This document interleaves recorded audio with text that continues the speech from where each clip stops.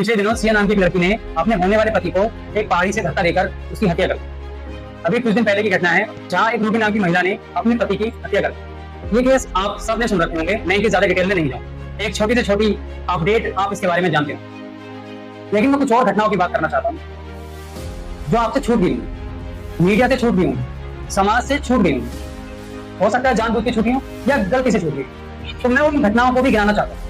मैं इस साल की शुरुआत से अब तक की कुछ घटनाओं की बात करूँ जहां शायद आपको मीडिया की हिपोक्रेसी और समाज में लोगों की हिपोक्रेसी समझ में आए। इस साल के जनवरी में यूपी के कानपुर में 22 साल के सचिन ने अपनी 19 वर्षीय पत्नी श्वेता सिंह की गला घोट कर हत्या कर दी। एक दूसरी घटना गोंडा में पत्नी ने पति को जमीन बेचने से मना कर दिया, इसके चलते पति ने पत्नी की फावड़े से हत्या कर दी।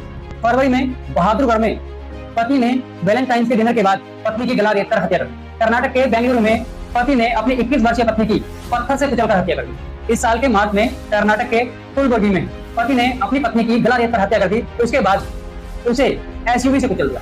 ऐसे ही तेलंगाना के जगतियाल में पति ने अपनी गर्भवती पत्नी की चाकू से हत्या कर दी। ऐसे ही छत्तीसगढ़ के कोरबा में पति ने अपनी पत्नी की गला काटकर हत्या कर दी और उसका सर लेकर पूरे गांव में घुमा।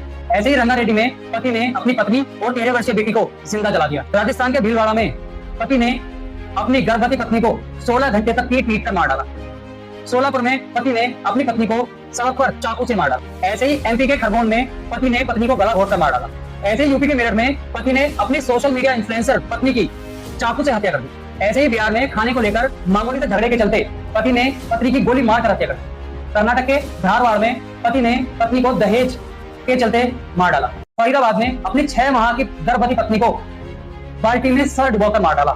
तो ये जो मैंने सारी घटनाएं बताई हैं, ये इसी साल की घटनाएं हैं सारी, लेकिन इन पर कोई चर्चा नहीं कर रहा, क्योंकि एक महिला की हत्या हो जाना एक आम बात हो गई, लेकिन पुरुष की हत्या हो जाना एक बड़ी बात है। ये नॉर्मल से अलग है। मैं इन घटनाओं को बताकर और सिया के मर्डर केस की बात को बताकर मैं सिया के मर्डर को जस्टिफाई नहीं कर रहा हूँ। अगर मैं महिलाओं के खिलाफ होने वाले अपराधों और हत्याओं की घटनाएं अगर गिनाता जाऊं तो घटनाएं खत्म नहीं होंगी, लेकिन मैं बताता थक जाऊं। तो मैं आंकड़ों के जरिए बताता हूँ।